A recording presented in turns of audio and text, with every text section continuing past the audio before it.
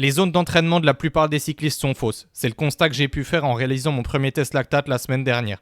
Dans cette vidéo, on te donne toutes les clés pour comprendre ce qu'est le lactate et surtout quelles conclusions en tirer pour adapter toi, ta FTP et tes zones d'entraînement sur le terrain pour travailler correctement. Salut à tous, bienvenue sur une nouvelle vidéo aujourd'hui avec Mathias. On va parler lactate. Salut Rémi, salut à tous. Ouais, donc au programme aujourd'hui, on vous explique d'abord physiologiquement ce qu'est le lactate, quels tests mettre en place pour mesurer vos différents seuils physiologiques, l'analyse, comment on analyse les résultats, et puis ensuite, comment faire sans vous sur le terrain qui n'avez pas forcément accès au lactate. C'est parti. Bon, on va essayer d'expliquer brièvement qu'est-ce que le lactate. Bon, voilà, sans rentrer dans un discours universitaire ou STAPS, mais ici un peu comprendre les principes sous-jacents à ça. Donc le lactate, qu'est-ce que c'est? En fait, c'est le glucose qui va venir se dégrader à l'effort pour apporter de l'énergie. Ça va créer du pyruvate qui va ensuite avoir le choix entre deux possibilités, soit intégrer les mitochondries pour créer de l'énergie, soit se transformer en lactate. Et à ce moment-là, on a la création de lactate. Et l'objectif final, c'est de maintenir la production d'ATP nécessaire à la contraction musculaire. Le lactate, il va varier selon l'intensité. À faible intensité, à une intensité contrôlée, la production de lactate, elle va être assez stable et assez basse, autour de 1 à 2 millimoles. Il va y avoir un équilibre entre la production de lactate et son élimination par le recyclage. Il va être utilisé à ce moment-là comme carburant mitochondrial. Par contre, à haute intensité, quand on va se rapprocher du deuxième seuil et qu'on va le dépasser, il va y avoir une lactatémie qui augmente, voire qui s'envole à plus haute intensité. Et là, on a une production qui va dépasser l'élimination. Et on a une saturation mitochondriale. Et à ce moment-là, le lactate s'accumule, et on a une intensité de l'effort qui est plus élevée, et on a du mal à la tenir très longtemps. Par contre, on va venir casser les idées reçues tout de suite. C'est pas le lactate qui va créer l'acidité musculaire qu'on va ressentir à l'effort. Voilà, faut pas confondre avec ce qu'on peut entendre souvent, séance lactique, on va faire le parallèle. Mais c'est pas le lactate qui va créer cette acidité, c'est les ions H+. Donc voilà, on a fini sur cette partie purement physio, mais ça permet de poser les bases de la vidéo. Maintenant, Mathias, tu vas pouvoir nous expliquer comment on fait le testing pour mesurer le lactate. Ouais, donc là maintenant pour la partie testing, donc on peut grâce aux mesures de lactate dans le sang déterminer précisément les seuils physiologiques, les deux seuils, donc le LT1, le LT2, donc qui correspondent pour le LT1 à la limite de basse intensité comme l'a dit Rémi, et ensuite le LT2 qui correspond à la limite avec la haute intensité, donc du coup là où on va sortir d'un état stable avec du coup une production qui s'envole comme l'a dit Rémi. Ensuite, avec le lactate, on peut mesurer également une valeur, mais que moi personnellement j'apprécie un peu moins puisqu'on a du mal après à l'exploiter à l'entraînement. C'est le VLA max, donc la lactatémie maximale. Donc du coup, c'est le taux de lactate auquel on est capable de monter. Maintenant, voilà, comme dit, c'est difficile, c'est une valeur derrière qui est difficile à utiliser. On peut simplement l'utiliser, par exemple, pour déterminer un profil physiologique. Ça peut être assez intéressant. Donc le déroulé des tests, souvent ça va se dérouler avec un test, enfin souvent tout le temps, avec un test progressif par palier. Donc du coup on va faire des paliers de 6 à 10 minutes. Il faut savoir que plus la durée des paliers est longue, plus on va avoir un test qui va être fiable. Maintenant, quand vous êtes débutant, que c'est votre première mesure de lactate, vous n'avez aucune idée, faut faire des paliers de 6 minutes parce qu'on se retrouve avec des tests sinon qui sont beaucoup trop longs. Mais pour quelqu'un qui connaît suffisamment précisément son LT1, son LT2, on peut faire des paliers de 10 minutes. Donc après chaque palier, on va s'arrêter de pédaler et on va effectuer une mesure de lactate. Donc là, il faut être assez rigoureux parce qu'il y a quand même une notion de piqûre pour prélever une gouttelette de sang, etc. Donc il faut quand même faire les choses correctement avec quelqu'un qui est formé pour ça. Et on va donc augmenter comme ça les paliers de 10 à 20 watts entre chaque palier pour déterminer nos deux seuils physiologiques. Et justement, Rémi, je te laisse nous expliquer comment on fait en pratique une fois qu'on a récolté nos données de lactate associées au watt, comment on détermine les seuils. Voilà, quand on a pu récolter toutes les données, on peut faire l'analyse. Et là, à ce moment-là, on va venir tracer des courbes avec voilà, les puissances selon les paliers. Ça évolue de palier en palier comme les Mathias. La lactatémie associée à chaque palier et éventuellement les valeurs de fréquence cardiaque pour pousser un peu plus loin l'analyse. Et là, on va venir chercher, comme l'a dit Mathias, les deux seuils. Donc LT1, le premier seuil lactique, et LT2, le deuxième seuil lactique. Pour chercher LT1, ce qu'on peut faire déjà, c'est prendre la valeur de base de lactatémie au repos et rajouter 0,5. Donc si on a une lactatémie au repos de 1,5 mmol par litre par exemple, quand on va venir atteindre 2 mmol par litre à la fin d'un palier, on sait qu'on a atteint le premier seuil. Et en général, voilà, ce premier seuil il va se situer autour de 2 mmol. Et si on observe la courbe, on a un premier décrochage au moment du deuxième seuil. Ça peut nous permettre d'identifier ce premier seuil. Pour le deuxième seuil, le LT2, on va venir chercher un décrochage beaucoup plus net, une rupture nette avec une augmentation rapide de la lactatémie, qui est souvent associée à une augmentation aussi rapide de la fréquence cardiaque. Et à ce moment-là, on sait qu'on a passé le deuxième seuil et on peut déterminer à ce moment-là le deuxième seuil. Et ce deuxième seuil va correspondre à peu de choses près à la valeur de FTP qu'on peut calculer seulement avec un capteur de puissance. Donc voilà. Et puis, si on regarde la courbe à l'écran, on voit qu'on a le test de Mathias qu'il a fait il y a 2 semaines. Donc pour lui, la valeur de LT1 était de 2 mmol associée à un palier de 260 watts.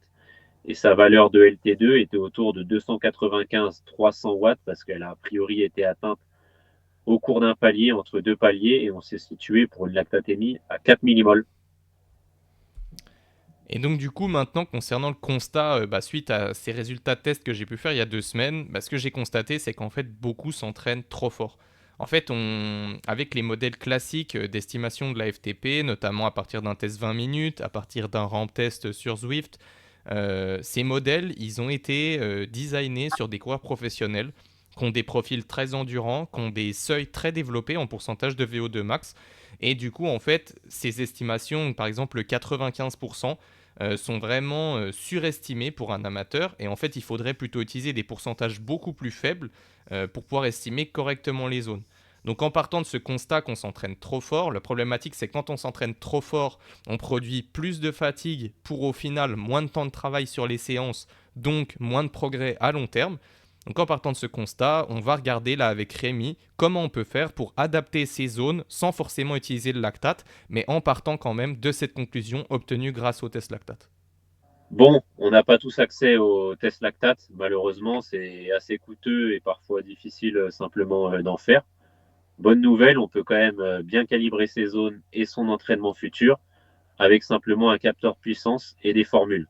Mais voilà, il faut revoir nos zones à la baisse parfois, notamment sur le calcul FTP, où on a tendance à prendre un pourcentage de notre meilleur 20 minutes trop haut pour calculer notre FTP. Je laisse Mathias vous expliquer.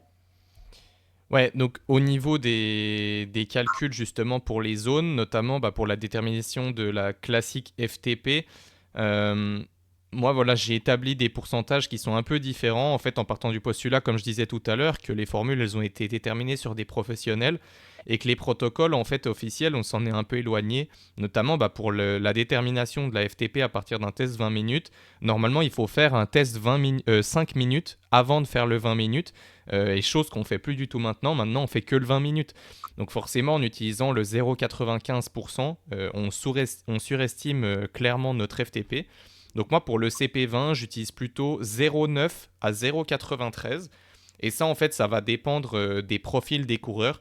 Pareil pour le 12, je vais utiliser 0,86 à 0,89.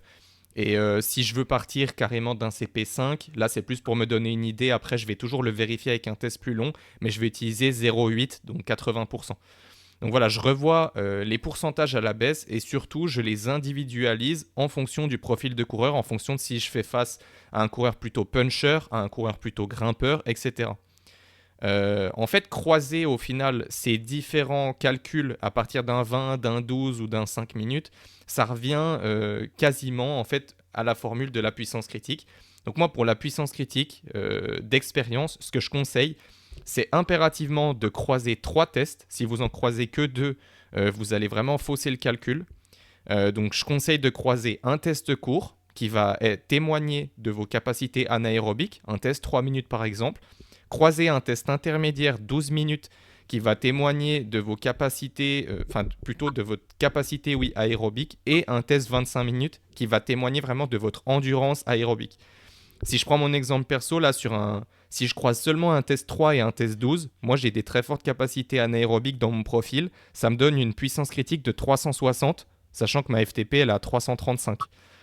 Si je croise par contre un 3, un 12 et un 30, donc un test long, là pour le coup, on tombe à 335, donc pareil que ma FTP en adaptant les pourcentages.